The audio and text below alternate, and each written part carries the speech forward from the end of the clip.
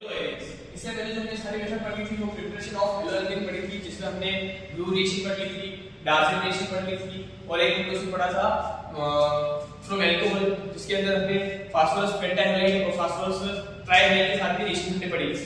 अब जो अपन पढ़ेंगे वो रिएक्शन है प्रिपरेशन ऑफ हेलोइड्स, जिसके अंदर सबसे पहले जो आपके आती है वो रिएक्शन आती है हेलोजनेशन। हेलोजनेशन का मतलब ये हो गया कि अपन हेलोजन कंपाउंड होंगे या हेलोजन यौगिक होंगे उसके साथ एरोमेटिक के कंपाउंड के साथ रिएक्शन कराएंगे। जैसे मान लो मैं यहाँ पे टोलुइन लेता हूँ, बेंजीन या उसके डेरिवेटिव्स लेते हैं। क्या लेते हैं?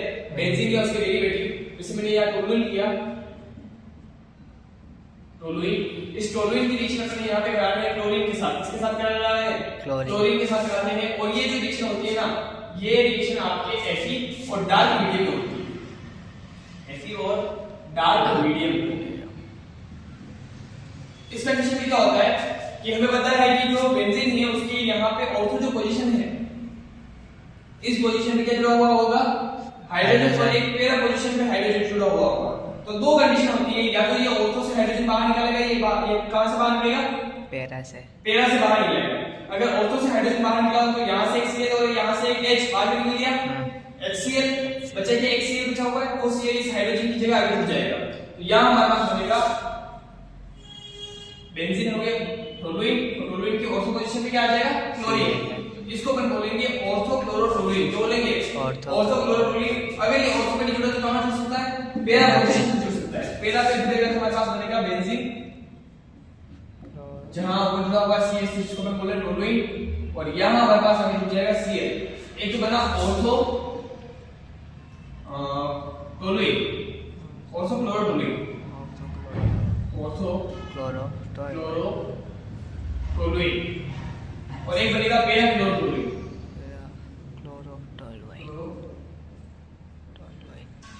दो चीजें बनी, एक ऑर्थो क्लोरोटोलुइन और दूसरी क्या बनेगा? पैरा क्लोरोटोलुइन। दोनों में से मेजर कौन सा बनता है? तो पैरा क्लोरोटोलुइन जो होगा वो तो मेजर बनेगा, और माइनर कौन सा बनेगा? ऑर्थो क्लोरोटोलुइन। अब ये मेजर भी बनता है और ये माइनर भी बनता है। तो इसका रिजल्ट ये है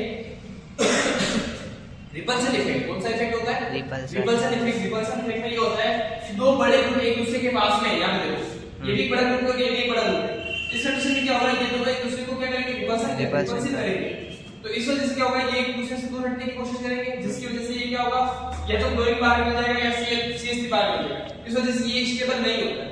लेकिन ये दोनों ही एक दूसरे की क्या है? एक मैक्सिमम डिस्टेंस है।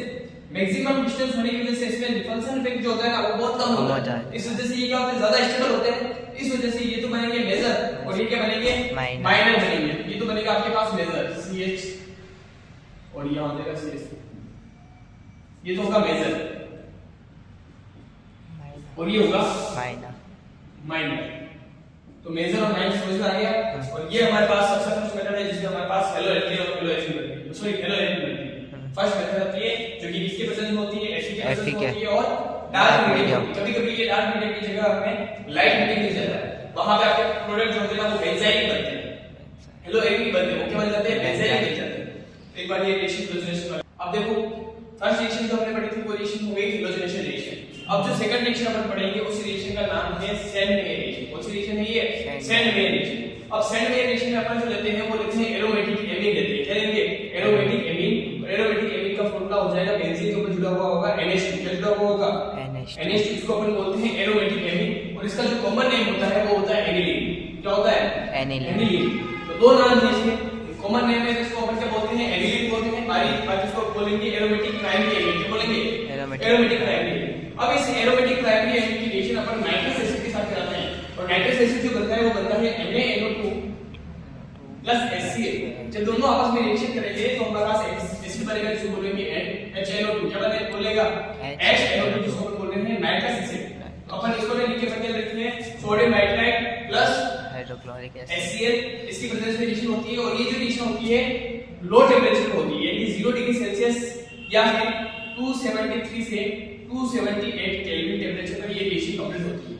अब इस रिएक्शन में होता है क्या? हमारे पास एक इंटरमीडिएट बनता है जिसको हम बोलते हैं बेंजीन डाइएज़ोनियम क्लोराइड।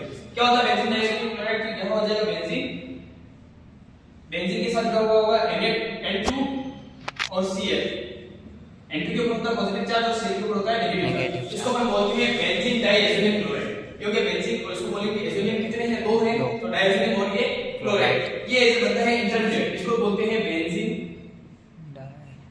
Diazonium chloride. अब बेंजीन डाइएजोनियम क्लोराइड बनता है इंटरफेरेंट, और इसकी रिएक्शन अपन यहां दो टाइप से करवा सकते हैं, या तो करवा सकते हैं क्यूप्रस क्लोराइड के साथ, या करवा सकते हैं क्यूप्रस ब्रोमाइड के साथ। इसके साथ करवा सकते हैं या तो क्यूप्रस क्लोराइड या क्यूप्रस ब्रोमाइड, या तो करवाएंगे Cu2Cl2, और या करवा सकते हैं Cu2Br2। अगर Cu2Cl2 के साथ रिएक्शन कराएंगे तो ये HCl की प्रेजेंस में होगी, और अगर इसके साथ कराएंगे तो HBr की प्रेजेंस में होगी। क्यूप्रस क्लोराइड या फिर क्यूप्रस ब्रोमाइड के साथ रिएक्शन कराते हैं। अब देखो HCl के साथ रिएक्शन होगी तो क्या होगा, N2 जो होगा ये तो गैस के फॉर्म में बाहर हो जाएगा। किसके फॉर्म में बाहर हो जाएगा, गैस के फॉर्म में। यहां से हाइड्रोजन और HCl के फॉर्म में बाहर निकल जाएगा, बचा ये HCl आगे हो जाएगा बेंजीन के साथ। तो बेंजीन के साथ क्या जुड़ा, क्लोरीन, तो ये बन गया क्लोरोबेंजीन। बाहर निकल गया N2 प्लस, और यहां से एक Cl और यहां का एक हाइड्रोजन बाहर निकल गया HCl, तो क्या बन गया क्लोरोबेंजीन।